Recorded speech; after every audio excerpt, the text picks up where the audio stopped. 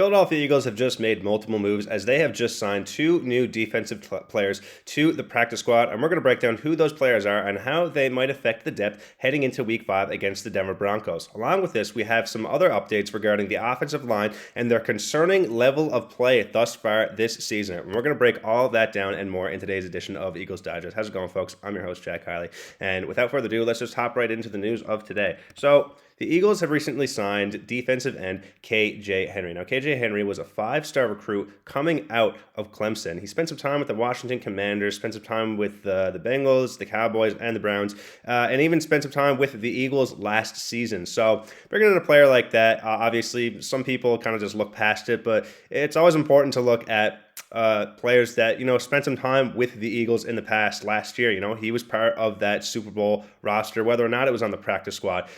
Bring in a player like that who is familiar with the defense, who is familiar with Vic Fangio's scheme, is always important to have.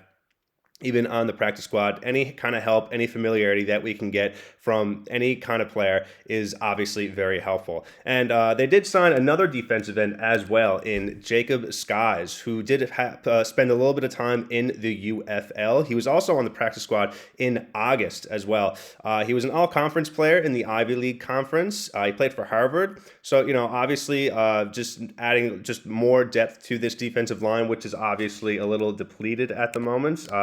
He's obviously Jalen Carter has been dealing with his shoulder injury. We have Nolan Smith, who is out for, I believe, the next 3 to 4 weeks. So really any help that we can get on the defensive line is really nice to have, especially going up against an offensive line like the Denver Broncos, which is one of the stronger ones in the NFL. So obviously just having these players there is going to just be a nice little safety net to have for this upcoming matchup. Now, getting into the game this Sunday against Denver, the injury report came out, and we might not have Grant Calcaterra this week, as well as Dallas Goedert, who has a knee injury. And of course, Nakobe Dean is also still limited in participation, although his practice window is open. So it's going to be nice to have him back, of course. And it's nice to see that Jalen Carter did have full participation in practice, along with Adoree Jackson and Lane Johnson. Lane Johnson, of course, has not been playing up to par this season, obviously, but also, he's left the game early twice against the Rams, against the Bucs. So I don't think it's a good idea to rush a player like him back from injury. Just to kind of go over the offensive line overall, they've obviously not been able to perform up to par this season. It's been, very, very difficult to see them kind of just getting run over week by week.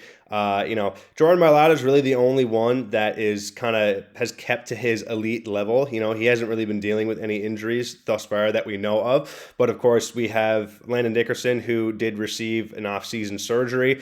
He obviously is not looking the same out there, as well as Cam Jurgens, who also did have another off-season surgery that obviously is regressing their level of play.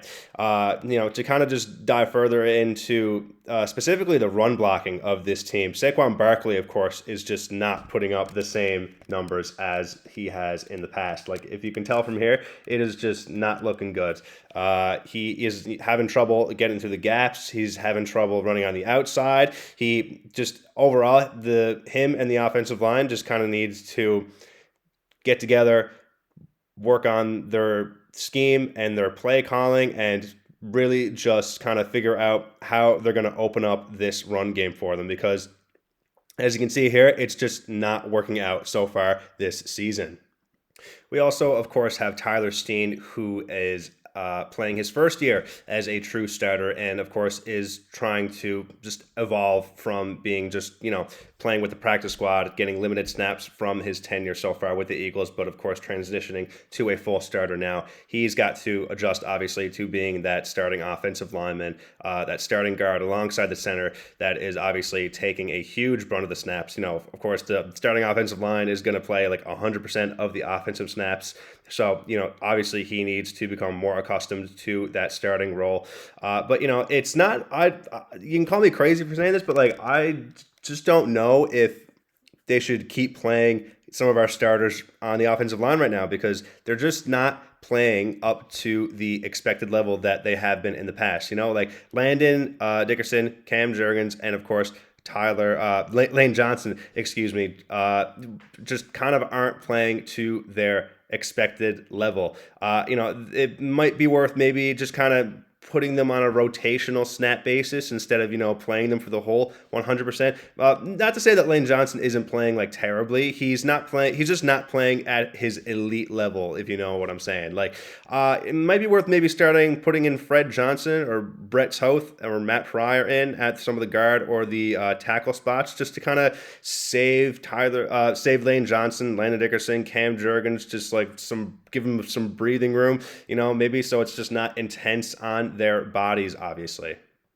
But of course, in doing that, that would obviously hurt Jalen Hurts' level of play because, call me, don't call me a true Eagles fan, but like Jalen Hurts is not the most talented passer in the NFL. That's pretty clear. Obviously, like he has his struggles in the passing game. We've seen it before. He can turn it on when he really needs to, but if he doesn't have his starters on the offensive line, that is going to be an obvious problem, of course. And going back again to AJ Brown, Jalen Hurts is just not going to have enough time to throw the ball to AJ Brown or anybody for that matter if he doesn't have his starters on the offensive line. So a little bit like contradictory there, but in the sense of keeping our offensive linemen healthy, I really think it might be worth putting those second stringers on the offensive line just kind of on a rotational per snap basis, especially against a defense like the Denver Broncos. They have, last year they had one of the top defensive lines in football with Nick Bonato, who was top 5 in sacks last year. They have Zach Allen, who led defensive tackles among pressures, and they have Jonathan Cooper as well on the other side of the edge. So obviously this offensive line needs to perform this Sunday against the Denver Broncos. It's going to be a really tough matchup against this defense. And of course, we also have Pat Surtain, who is going to be matched up against A.J. Brown this coming Sunday. And that's going to be something to see because, obviously we've seen the reports that A.J. Brown is having some issues getting targeted in the passing game. But obviously, if he can perform against one of the best corners in football, that would obviously be something to look at. And, just so the Eagles don't look so lackluster this Sunday against the Denver Broncos, who are, a talented defense, I think that they should incorporate some more play action into their offense. Maybe some more read options with Jalen Hurts. Maybe some RPOs. I'm not sure. Maybe they will work. Maybe they will not. But I noticed that they're really just not running that much play action since the season started. I think that'd be really something I'd like to see. I think faking out the defense, giving the fake carry to Saquon Barkley might give the opportunity for some big plays.